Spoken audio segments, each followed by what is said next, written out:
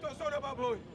Bon, Massachi et Zokweya, en désordre, Bassali Bango, double attaque. Attaque aérienne, n'attaque Oya la tétissage nassé. Très chers combattants, Nazoye Bissayoke, qui m'est continue à Est, Betel Fachi Beton à Boko. Bitumbaya Est à bout, Bitumbaya Est à bout. Ah, Osana président Moko courageux. Ayabaki pourquoi Salaki état de siège. Ce qui est état de siège était, mais qui n'est pas cotaté. Bakangi combien 200 ADF neutralisés, 50 aux arrêts, 30 à 47, des missiles solaires, 4 massages Oya roquettes, 3 chars de combat, Babation Bajuana, et c'est là qui place à défense à la ceux qui vont attaquer Bango côté Nyoso, ils vont faire des Bissikawan. Bayebike Awa, moyen comme Zate. Mais les lots, la forteresse ADF, et quoi il n'a pas besoin de faire ici. Détruire, nous avons félicité la fédération. Il y a IDF, il y a IDPS, Nord Kivu. Tant que vous avez bongo, vous avez cotisé, vous avez bongo na bango, vous avez FRDC babaye, vous avez FRDC babiscuit, vous avez cotisé na bango. Peut-être que l'IDPS babongo. C'est ça l'élan de patriotisme. La nomination Oyo, il y a Banque centrale.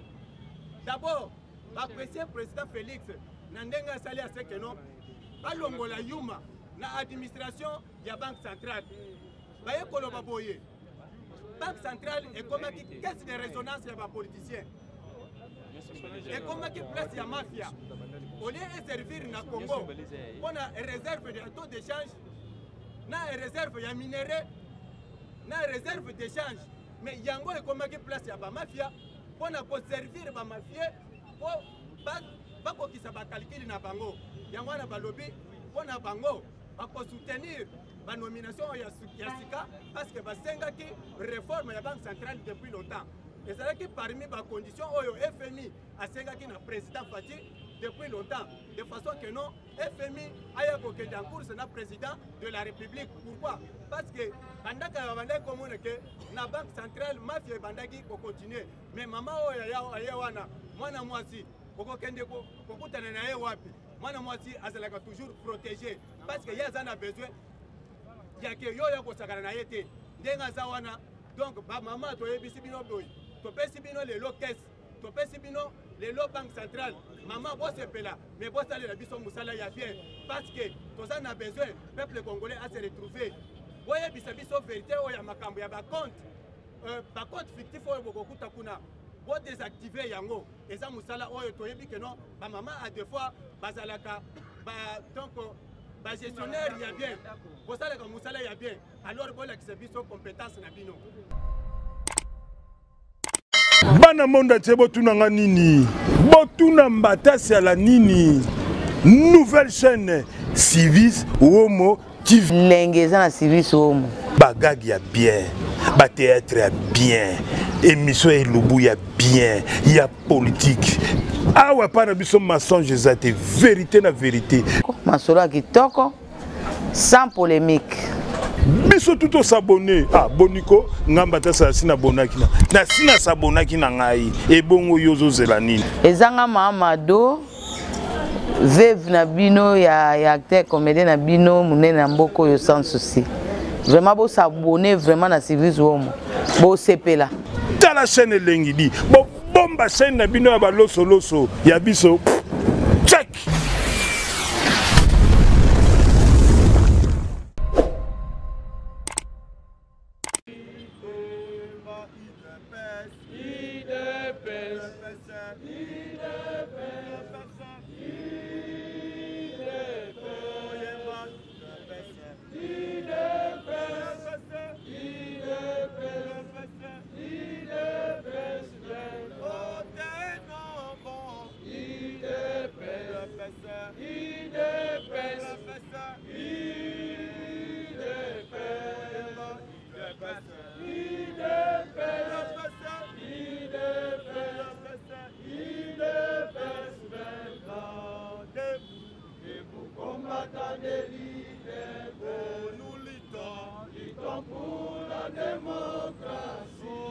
liberté du pouvoir, qui sont l'émanation du peuple.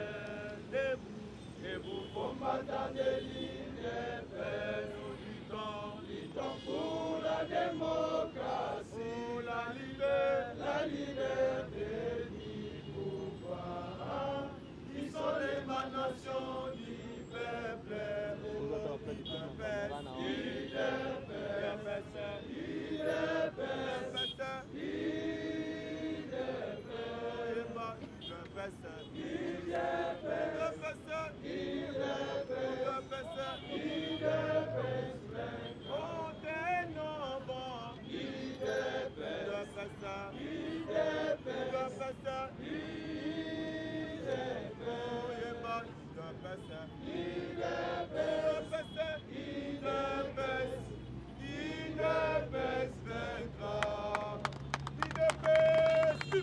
Viva!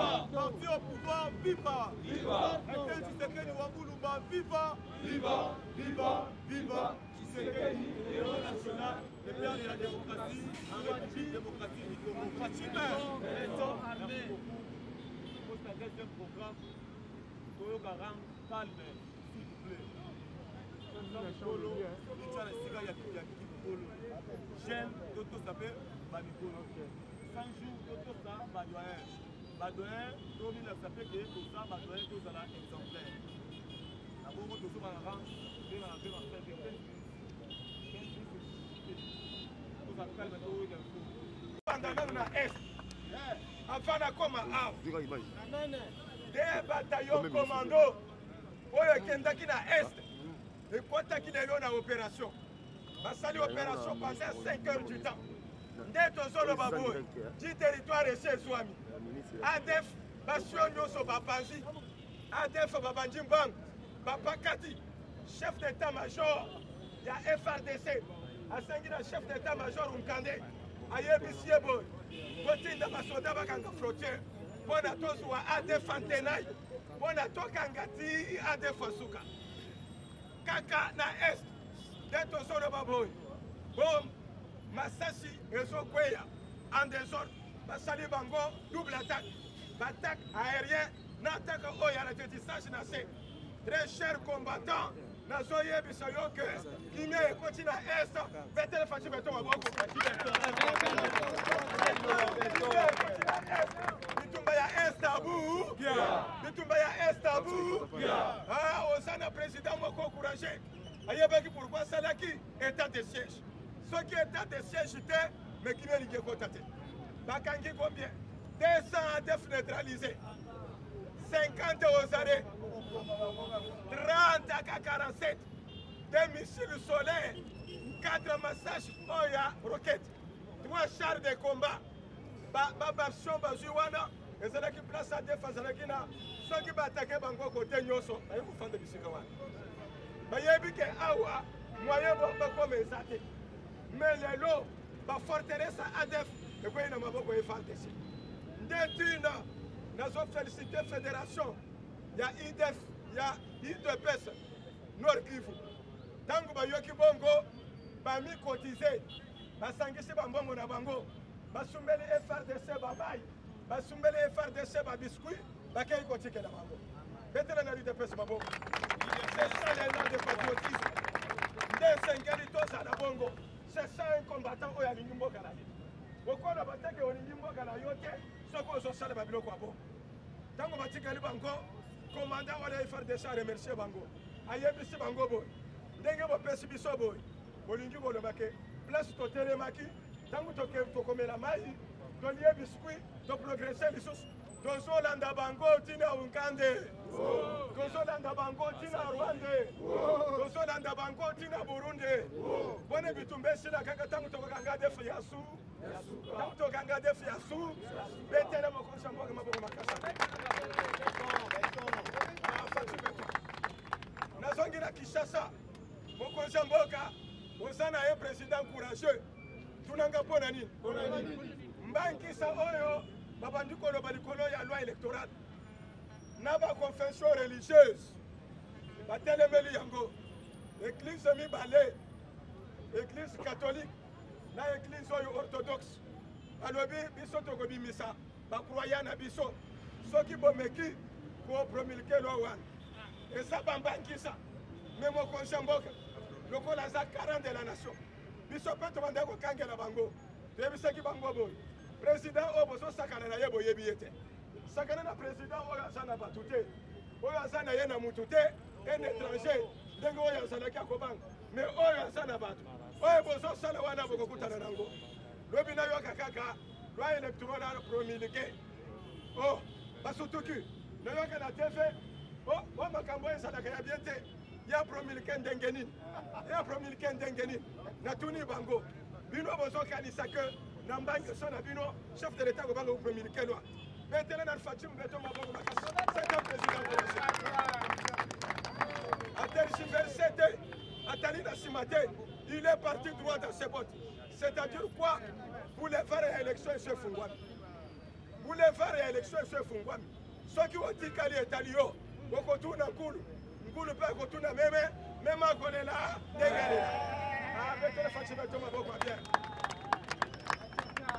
tokozonga na nsima te lokola boulevard eso efungwami kota mbeno kwakokamwa très cher combattant nazokama bato ya église oyo nayoka wo lokola bosali boye bodefie église catholique biso tokobimisa bakroya na biso bodefie église orthodoxe biso tokobimisa bakroya na biso nazotuna bango balingi batelemela kaka loi électorale élection ya papa baponaka papa ndenge eske oyebi nde bosalaka élection ya papa bayebisa biso soki babango baponaka papa 13 cardinaux na roma kuna baponelaka bango papa bamonaka yango te pourquoi bazo militaire te mpona bango mpe baponaka papa parce que aza président na bango ya bango loi électorale nde eza bien bazokipe yango te ti lelo bakroya katolike baponaka papa te mais soki bango baza na leson ya kopesa biso esengeli bango mpe batika bakroya na bango baponaka pa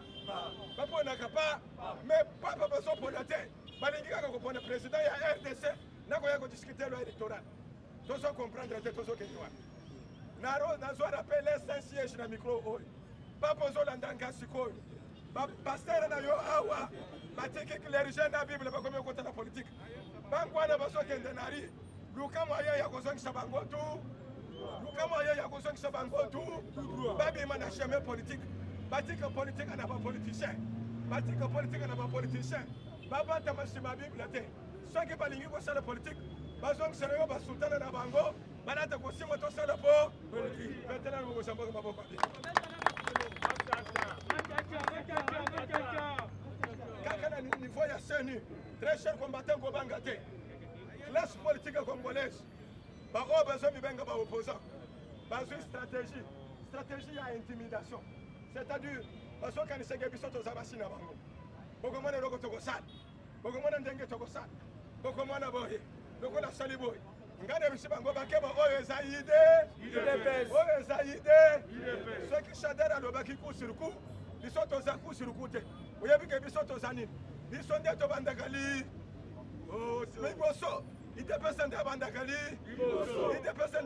li soki balingi baimpose biso afghanistan soki balingi baimpose biso taliban bakokutana kaka na afghanistan ata toza nango awa boyeba nazoloba na bino afghanistan na taliban eza awa bino moko te bazola monopole na violence soki bolingi bobanda koatake biso parceke nayokaki na wileri batake bato moto bazoleka na bango kaka boye po balu bango yangoyo balu bango bangoyo parceke basalaki moke basali oyo bakoki kosala me bakontinue deja oyo afeni na ngai nayebisi bango avant bino babanda nga mutu nakobanda parceke nayebi bino nyo me nakolakisa bino ke boza eloko te parceke biso nde bakolo vio malgré toza no viola me biso nde bakolo vio akobanga te moto aintimide yo te nde ozoyoka wo tozobelela bamarshe wo tokosala boye yebisa bango bakosala eloko mo bobandaki na vérité des urnes tomoni eloko te lokola boza baretarde mental bozwaka makambo na ta nango te boresonaka kaka na nsima toyebisaki bino que le président a prêté serment, c'est le président Félix Tshisekedi. Bino bolobité, et Martin Fayoul. Les Londres doivent comprendre que le président, c'est le président Félix Tshisekedi, parce qu'il faut promulguer la loi. Mais pourquoi? Parce que Martin Fayoul a promulgué la loi. Qu'est-ce qu'il fallait que Martin Fayoul a promulgué la loi? contre bango balo bakana na sa président Mboko. Mais pourquoi besoin s'attaquer na yé la de chef au moins c'est quoi que vous comprenez careta le long de vous comprendre que ça président le quoi vous comprendre careta vous comprendre avec loi wana de loi électorale toujours arrêta tozo landa liboma na binote to comme ko supporter liboma na bino mais to ko pesa bino kisi ya liboma ezane to ko vulgariser loi to ko nakisa bango loi to ko bana bango ke loi électorale mususu eza kaka oyo nde bo konjima nde to kenda pe na élection ndenge bonjima ki machine bo mata bo kitaka loi oyo nde bo metele fatse beto maboko bien asa président courage bona ngai ko kita na koti na Sénat parce que ngana na réseaux sociaux na zape na papier il faut rendre bien na koti na Sénat na yebisaka yo bona biso tonjuma baat kaza président Sénat kaka soki tomoni matata watu liboso ya bashishi kaka soki tomoni matata liboso ya lelo matata liboso ya bashishi lelo na tongo matata liboso ya bashishi atuniye oyebelo kotoka ngeli yo te okangeli ngai pona bukangaloso bodi bukangaloso bukangaloso za makambo amike atuniye lisusu makambo nini mususu okangeli yo boba bayebite oyebelo ko babengi zairianisation peut-être mingi na bino babota makite biso to mona parce que to mona ngo bane mike mutu wana sala kina beseko il fallait indemniser bato abatu ya zairianisation dans plus de 1000 familles apesi bango mbongo te bapesi mbongo 110 millions azo nyonso amena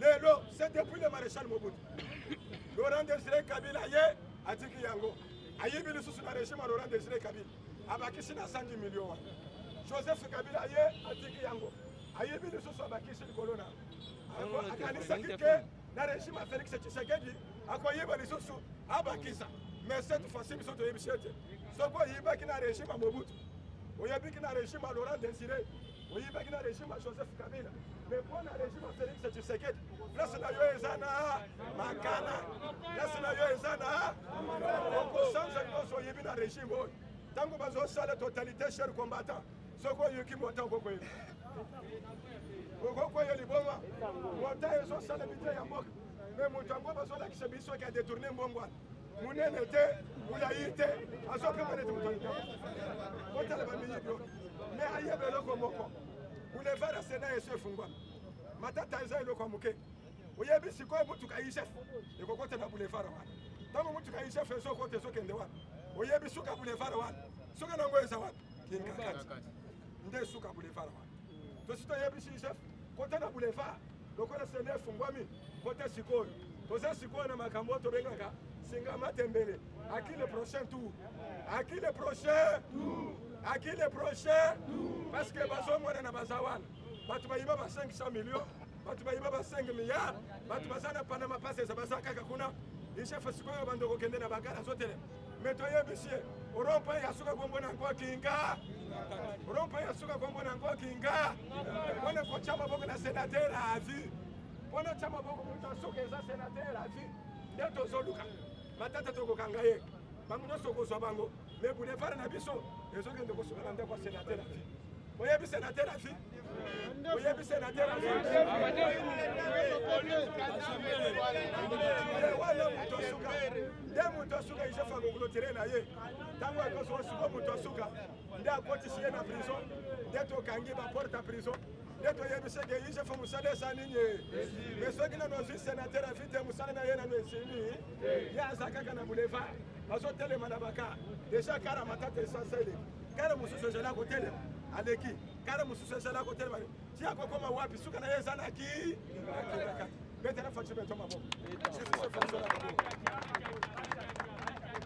nazotikala lisusu kaka na Sénat kuna monsieur Modeste bato ozoyoka ngai sala sikoyo mosala ya leta mosala ya peuple yango wana parce que tomoni awa ntango olongoni matata immunité bofote te balekelaka korompaki bafote te Sénat alobi kaka te na likambo oyo eza makambo ya fota te oyo eza makambo kaka bureau ezwi de décision parce que na ntango oyo ezalaki rien tomoni topesa yo kaka bakoka koentendre yo parce que a moyen tobloke eza bamatata baza ebele sala bango bongo tomona bango na bono parce que tolingi komona bato wana kuna te faci beto azalaki mayele alobaki botika bokende batama kuna bango bazomona ke bazobatama soki babandi kokota na chambre bazwika te na basali nini bazwika te na basali nini bakomi sikoyo babengi moko batate moko bafongoli bazongisi bozala kakala moye mpe okima mboka eza te covid okokoma na aéroport ozokende wapi covid okomi na biso ozokende wapi covid oza na mpo okoleka te bakoyebi soki covid ezali me ntango mpe oza na covid convocation mpe ezolanda yo na ndako convocation mpe ezolanda yo na ndako oza na place okokimela te metela mokonzi ya mboka maboko mpona ngai kosilisa lokola bato baza ebele lokola na bandaki bamembre ya ancien gouvernement bazosenga bayindamini te balobi bakobima bamembre ya gouvernement nini gouvernement oyo esoleki peuple congolais oyebia eza na gouvernement moko esoleki peuple congolais président sokende koinokile sote moto premier ministre aza na rendez-vous na kingakati ministre des infrastructures aza na kingakati ministre de justice aza na kingakati gouverneur de province aza na kingakati président se retrouve na bourgmestre babenga boye autorité morale bazongisa boye autorité morale mais lelo bayoki soni te bazwi courage ya koloba ke tozotambola tozoluka salele na biso efo bofuta biso totuni bango boye bosalela nani mosale bosalela autorité bosalela autorité bongo aza na infra kopesa bino te bokende koluka indamnité na bino na autorité bokende autorité azwa indamnité na bino apesa bino soki omoni bango basali marche beta bango mabanga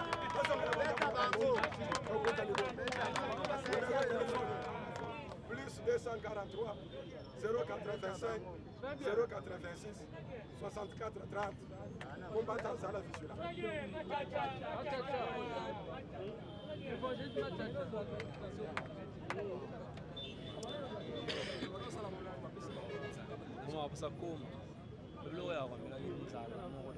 Je gagne 1500 c'est quand je suis à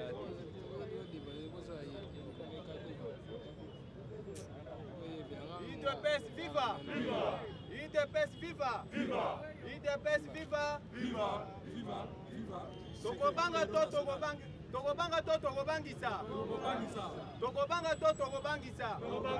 Le train est déjà en marche. Oyo akoyoka déjà que non, azana a besoin akoya kokendera biso ensemble. Yaya, IGF Aleli Ponanine.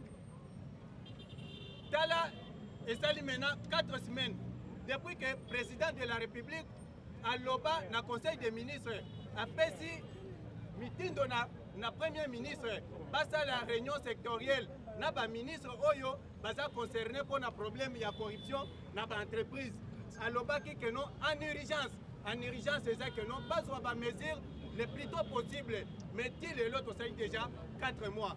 Donc 4 semaines, na 4 semaines on a ata décision moko nanu basuite. IGF alobi boye. Tango biso tozo sala musala. Mais bino bozo soutenir bisoté, c'est-à-dire bozo même biso pour que non to se décourager. Or, ye alingete musala na ye azana ngwawa eza pona pour mener lutte contre la corruption ayebi alobi ako décourager mutu oyo nyonso tout azana kati ya koyiba. Apesi avertissement na ba oyo baye. Gouvernement yaba wario ayebisi bango na ba mandataire ya sika alobi ke tango boye wana bolo bateke oyo eza tour na bino parce que soki oye na ba comportement wana ke oyo eza tour na bino place na bino eza na prison alingeti alobi boye banda 2010 pour la première fois to banda ko compter budget il y a $1 milliard et donc il y a ba milliard et ça partir il y a 2010.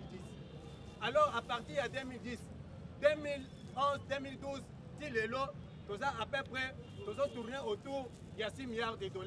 Mais tant que babimisi mbongo ya l'État, ce que l'État a mis $600 pour l'investissement, c'est-à-dire, Nambora oyo mbongo ekokende, eza 30% ya $100, 70% eza la batona nde bakabolaka yango. Alors, tant que bamoni Gilles Alingete aye, Gilles Alingete, président de la République, a bengisié. Basoloni na ye bango va présenter le programme na bango président andimi bango ayebisi bango que pour travailler dans la paix mutu moko te ako inquiéter bino.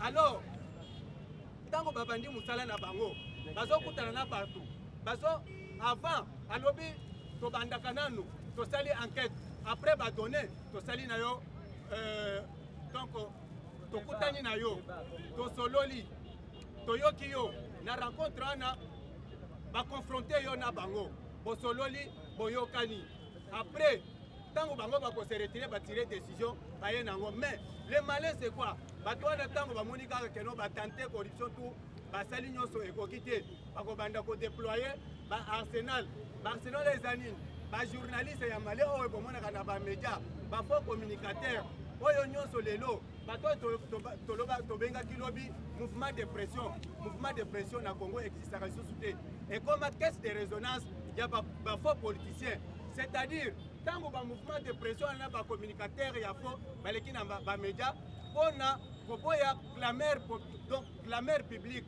Alors à ce moment-là Gilles Alingeti alobi boye après confrontation na bato wana bayaka koyebisa bango décision que biso tozwi décision boye il faut tomber ma dossier oyo voilà ce que nous avons trouvé vous avez fait ceci et cela tomemi dossier wana na justice. Alors azoloba boye mboka oyo banda babandaki batikala kopesa yango chance te na bato biso tokwaki ke baza badirigeant mais na modèle oyo bango babandaki kosala voilà les préjudices qu'ils ont causé au peuple congolais. Pour le moment biso toza engagé parce que toza bien donc rémunéré batie biso à l'aise, c'est-à-dire oyo l'état azopesa biso ekoki na biso moto akoya kokorompre biso aza te batuni dossier ya bukangalozo alobi dossier wana esi eleka biso tozosala nini tozo avance na badossier mosusu na minute oyo alobi atendi déjà bainspecteur oyo aza na bango bafongoli lisusu dossier ya baentreprise parce que bazalaki na programme ya 50 entreprises basalaki déjà 12 etikalaki le reste là. Alors atindi bato entre autres Jekamine SNCC na baentreprise mosusu eza wana ya minene atindi déjà bato bakomi déjà na kati ya kosala mosala parce que alobaki tozalaki bazalaki na problème ya insuffisance mais insuffisance oyo bazalaki nango na moment oyo barekritaki 85 oyo inspecteur babakisaki mwa nombre emati yango wana ekomi kopermettre bango donc soki baza parce que mission moko basalaka 3 mois soki baza kaka na 40 donc bakodivise yango en 40 groupes bazwi donc 3 mois wana bapesi résultat baévolue na baentreprise mosusu yango wana ye alobi keno oyo bazokende oyo bakokutana na ye parce que moyibi nde edétruire Congo soki moyibi te Congo ero oyo toza musika tango tokei président de la république bato bakanisaki ya kobanga bango mpona dérangement tozoyebisa baoyo bazokanisaki baza na monopole ya violence bakolo violence eza nde biso tolobi boye bino bokende bose prépare mpona kosala bamarche mais tozoya avertir bino déjà na France bato oyo basalaka bagaz lacrymogène nanu bakufa te mituka ya mai ezali biso tokokende mosika te tokozwa kaka bibundeli donc toloni yango na échangeur mosusu na boma tete oyo akosakana toyebisika songo bimisa ujana bimisa opération likofi tia bango na nzela sakana na bango yo ntango okoya na bétise onga na kosala marche okokutana na kasonga na nzela asakani na yo asali mosala na ye oyo bazofutele ye mbongo après ntango biso kimia ekokota parce que nous d'abord c'est le peuple congolais tokokota na baaventure ya keno yo oyebi koza na compétence te oza na capacité te mais okointercale peuple congolais nani ce qui est vrai na Congo awa bapoliticien baza muke le reste baza bato ya mabumu baza baopportuniste mais na moi ya lelo bakoyeba biso bien tokosilisa bango carrière yango wana tolobi faci ayebisaki bango bakomesana lelo bakomi kobenga ye président lobi babosanaki keno balobaki keno aza marionnette aza placebo bakomi apiblie loi te loi yango déjà ezana mais biso tokanisaki lelo awa tokotambola te parce que liboma wana ya presse penge alobaki keno mukolo bakoprolomike loi wana bato bakokufa tokanisaki bato bakokufa mais tomoni na bango baza atanta bakosoli te ata meme alobi te c'est-à-dire baza bapere Yaya na RFI lelo on a problème ya nomination ya gouverneur de la banque. La communauté internationale dans son entièreté est satisfaite. Balobi boye la nomination oyo ya banque centrale. D'abord apprécier président Félix Nandenga Sali à ce que non balongola yuma na administration ya banque centrale. Baye koloba boye banque centrale est comme une caisse de résonance ya ba politiciens. Et comme une place ya mafia. Au lieu de servir na Congo, on a une réserve de taux d'échange, na une réserve ya minerai, na une réserve d'échange. Mais yango est comme une place ya ba mafia, on a pour servir ba mafia pour pas pour qui ça va calculer na bango. Yango na balobi, on a bango pour soutenir la nomination ya Sika parce que basenga ki réforme la banque centrale depuis longtemps. Et c'est là que parmi les conditions où le FMI a senga ki na président Fati depuis longtemps. De façon que non, FMI a eu en course na président de la République. Pourquoi? Parce que pendant que la banque centrale mafia bandaki ko continuer. Mais maman oya wana mwana mwasi koko kende ko kokutana na ye wapi? Mwana mwasi azalaka toujours protégé parce que yazana besoin ya ke yo ya kosakana na yete ndenga zawana. Donc ba mama to yebisi bino boy to pesi bino le caisse to pesi bino le banque centrale maman bo sepela mais bo sale la biso musala ya bien parce que to ça na besoin peuple congolais a se retrouver boye bisa biso vérité o ya makambo ya ba compte fictif o bokokuta kuna bo désactiver yango eza musala oyo to yebi que non ba maman a des fois bazalaka ba donc ba gestionnaire ya bien bo sale ka musala ya bien alors bo la kisebiso compétence na bino lelo toujours na RFI problème ya Chebeya balobi boye et Kalev abatami place azali akomaka na ye mikanda azo collaborer na ba magistrat nyonso wana azosala ba magistrat na ba juge mususu bayebi place Kalev azofanda alors Kalev azotindela bango message ba déclasser dossier que aya comparaître un homme libre. Est-ce que vous voyez comment est-ce qu'on est en train de se moquer avec la justice de la RDC? Justice oyo biso tokufelaki oyo tolobelaki état de droit mais un individu kale voyo toyebaki lobi lelo komi kosakana na justice ya RDC. Donc c'est intolérable. Combattants et combattantes nazo yebisa bino boye boyebake makambo oyo chef de l'état azosala eza pona avantage na biso awa tango jili alingeti alobi azole la justice. C'est-à-dire, ce que le chef de l'État a mis sur le document, le chef de l'État a payé par directive, il faut pour défendre Yango. Mais qu'est-ce que nous pouvons faire? Parce que nous sommes accompagnés par les mouvements de pression. Mouvement de pression, les lots, et la soutien. Et comment, qu'est-ce de résonance, il n'y a pas de politiciens. Alors, ce que nous avons à faire, c'est quoi? Il faut soutenir l'action du chef de l'État. Pour soutenir ces actions-là, qu'est-ce que nous pouvons faire? À chaque fois, notre problème, après ça qui mitindo que non en urgence il faut pas avoir des mesures conservatoires de façon que non pas mettre bateau à l'écart. Donc ba DG na ba PCA ya ba entreprise to moni que non bateau na batikala ko décision té mais ceux qui puissent organiser ba sitting awa to organiser ba marche et une idée qui na primature to kay ko tuna sama lukonde que non papa banda chef de l'État premier citoyen de la République président de la République a fait un meeting de façon que nous pour accompagner vision na yebino bolobi que nous pour travailler selon vision à chef de l'État. Est-ce que oyo bozo sala comme vision à chef de l'État ou bien bozana ba kabali mususu ou bien bozana ba raisonnement mususu biso ndia il faut to sala yango pour que to soutenir l'action à chef de l'État, to organiser ba marche parce que bato ya ko accompagner biso ya ko défendre chef de l'État et ça ka biso soki to lali bato ba ko banda ko sakana biso baye que non baza union sacrée oh baza na ba agenda caché tala makambo bango bazo banda oh non il faut to sala charte ya union africaine oh dans nos charte ya union sacrée charte wana bazo loba baza na agenda na bango caché yo za na parti malette oza na parti ezo exister mais ozo senga UDPS pour que bo sangana na ye ensemble bozo considérer UDPS na ranger moko na parti oyo to mona la kaka drapeau batu basalaka te oh Tant que bazolo bawana bazolinga ko réduire biso.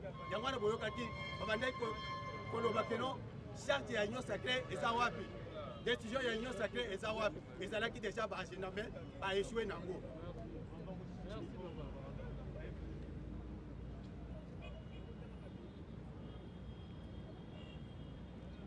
Toujours na makambo ya francophonie. Bozomona ministre oya coopératif. Ministre oya coopératif, qu'est-ce qu'il a fait? Tango babimisi 60 millions de dollars. On a kobanda misala ya francophonie. Jile lingete lobi makambo ya 30%. Mais bosala calcul na makambo na zoloba. Babimisi 60 millions. On a kobanda misala ya francophonie. Le ministre là s'est rangé avec le ministre du budget et le ministre de Finances, na gouverneur de la Banque centrale, ici déjà 40 millions de dollars. Mais ceux qui vont calculer 40 millions de dollars, na 20 millions, c'est-à-dire, et ça 30%, Gilles Alinguet a outé Koloba. Tant que vous voyez qu'il y a pression, na Gilles Alinguet, il y a un bon one et Bimaki, Bazongi Selaki Bango. Bon one et Zongaki na caisse à l'État. Pour na Bango, Madame Tamponio, Azo Tangi Sabana na classe, Ayebisi Bango, corruption. La corruption, c'est quelque chose, c'est un monstre qui a plusieurs têtes. Ce que vous avez dit, c'est que monstre a koufi. Donc il est toujours vivant. Mais qu'est-ce que nous allons faire? À l'objet que la corruption est prête même à manger la lutte contre la corruption. Avec la corruption est prête même à manger les propres initiateurs de la corruption. C'est-à-dire ceux qui doivent s'aborder pour attaquer le combat de la corruption. Ce n'est pas aujourd'hui. Mais les voilà aujourd'hui, Yemoko il est rattrapé par ses propres mots. C'est parce que lui donnait les cours. Donc, na université naye abandé ko pesa cours azo tangi sabana bo baye ba me fait il y a corruption mais Yemoko Matata Mponyo lelo il est rattrapé par papa États-Unis à l'intermise il y a ambassadeur Mike Hammer mwana oni kuna na oni boyebi makambo salaka kuna basalaka marche de santé Mike Hammer alobi boye lelo na pokwawa biso toko soutenir toutes les actions du chef de l'État ba investissement na ye d'abord bakutani na ministère na ministre ya plan lelo pona collaborer na oyo etali climat des affaires na climat des affaires les États-Unis battent déjà en disposition il y a RDC 600 millions de dollars 600 millions en les aponani bakokende nango na secteur agriculture bakokende nango pona améliorer secteur ya économie secteur ya économie ba lobby bakobanda ko importer des histoires ces histoires là c'est pourquoi la RDC nous sommes à peu près à 100 millions d'habitants alors nous sommes les grands consommateurs na Afrique yangwana ba lobby donc la RDC parce que ba grand consommateur biso to ko banda ko memela bango biloko eloko ezawana il faut kaka arranger climat des affaires de façon que non ba même investissement na mboka ba ko investir na agriculture ba ko investir et puis ba lobby champ de bataille na bango eza lutte contre la corruption à part lutte contre la corruption parce que ceux qui vont éliminer la corruption va investisseurs ils sont pas pour investir na Congo et puis il y a 600 millions on va développer les secteurs donc le territoire il y a RDC il faut aider à le développer en dehors il y a Makambouana ba lobby oyo nyonso akoya ko déranger action ya chef de l'État bakokutana na États-Unis kana bio kokutana lobby